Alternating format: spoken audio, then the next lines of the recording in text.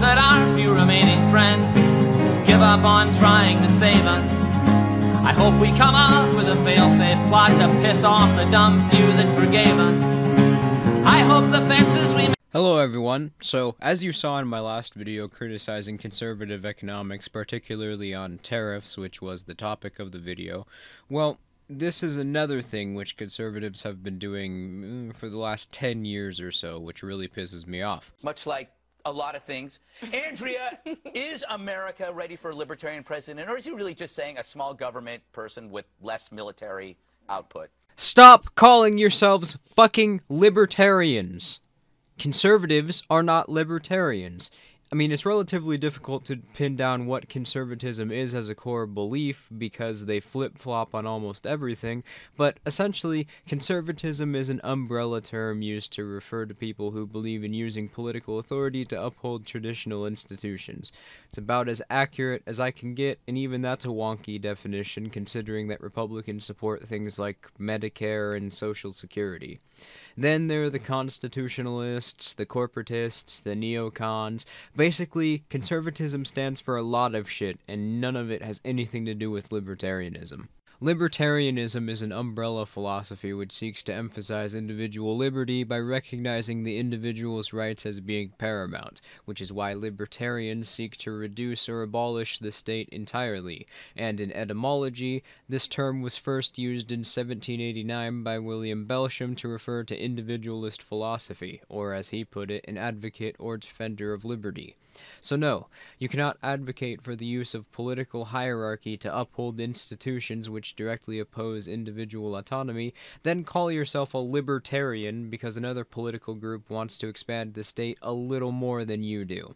Sorry, Greg Gutfeld, but you and your progressive contemporaries, as it stands, are opponents to libertarianism. This doesn't mean that you can't change your mind or even that there's anything wrong with you and your views. Well, I mean, your views are terrible, but I digress. The way libertarianism as a term is used in the United States is basically a synonym for centrism. You know, I'm sure you've heard it. Fiscally conservative, but socially liberal. Well, as I've already noted, libertarians are not fiscal conservatives because conservatives support using the state to manipulate the market, which is pretty much the exact fucking opposite of what libertarians want.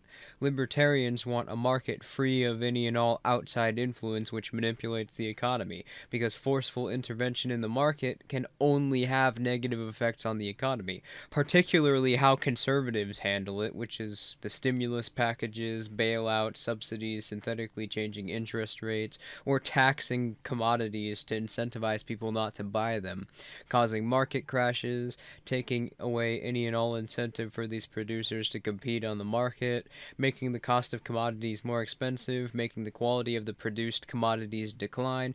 It's just a mess. And, of course, libertarianism rejects collectivism since it requires force to make people conform to a collective, which is authoritarianism in practice. So labeling libertarians as social liberals is inaccurate as well. The civil liberties faction who hate surveillance operate on a lie, that security infringes on freedom. No, security enhances freedom, which ensures our survival.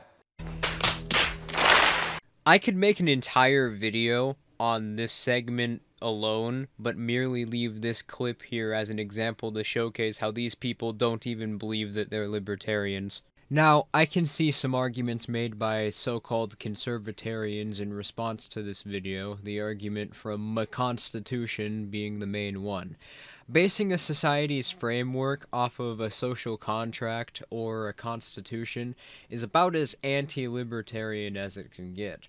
Not because it's forced on you, there's no evidence that you ever signed it or agree to its terms, nor do you have the ability to withdraw your consent, which makes it inherently coercive, but also it gives the state a monopoly on our society's infrastructure, and they can change the law at any time that they like, going through their own little legal system. Of all the implications this carries, the most significant and sinister of which is that under a state you have no rights.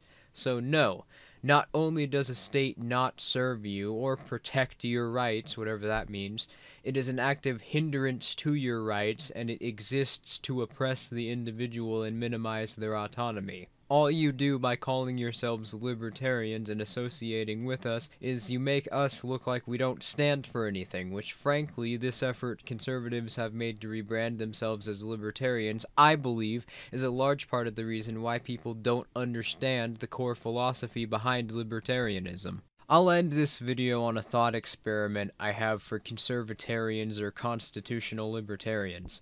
You believe that individuals have inherent rights which can't be legitimately infringed upon, yet you believe in the social contract which by its mere existence infringes upon your rights. Therefore, how can you justify the existence of the state while claiming to be anything less than a full-on supporter of tyranny? Thank you all for watching. Please comment, rate, and subscribe, and I will see you all next time.